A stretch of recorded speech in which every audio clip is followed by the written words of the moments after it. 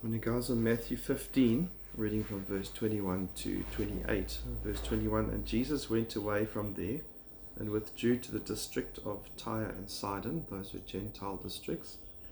Verse 22, and behold, a Canaanite woman from that region came out. Canaanites were despised. There's a history of Israel fighting with the Canaanites. And this woman comes out crying, have mercy on me, O Lord, Son of David. My daughter is severely oppressed by a demon.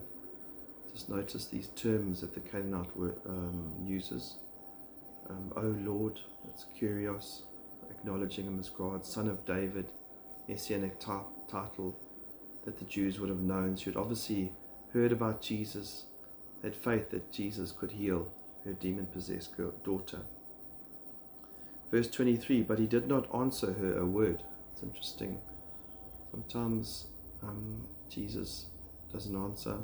Sometimes he answers immediately. Sometimes he answers with a question. But often for a reason, and to bring out her heart in this whole situation. And so the disciples can hear her heart as well. So he doesn't answer. And his disciples came and begged him, saying, send her away, for she is crying out after us. Verse 24, he answered, I was sent only to the lost sheep of the house of Israel. And so we know the mission of Jesus was to first go to Jerusalem, reach the Israelites, those that didn't know him, expose himself as the Messiah to his people Israel, and to not go to the Gentile nations. And so we know ultimately God's heart is to accept everyone, including the Gentiles. And even up until the stage, God had allowed Gentiles to become part of even Jesus' line. So it's not like he's rejected them totally. He's just at this time, his purpose is for the Jews.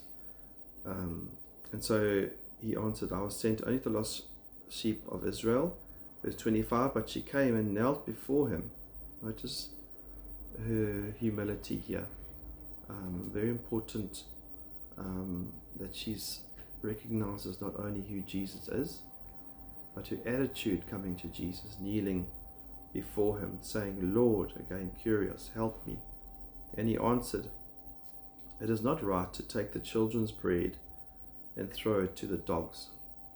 And just that word dogs is a household pet. It's not just the dogs on the street, and this is just a saying. It's not derogatory of what Jesus is saying, but he's basically saying, I've come for the Israelites, I haven't come for the Gentiles.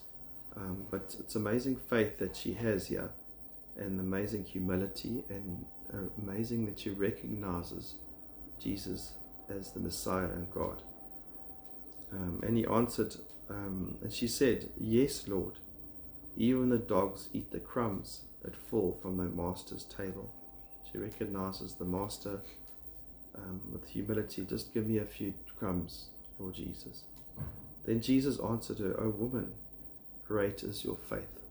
It's one of the few times that Jesus says this term.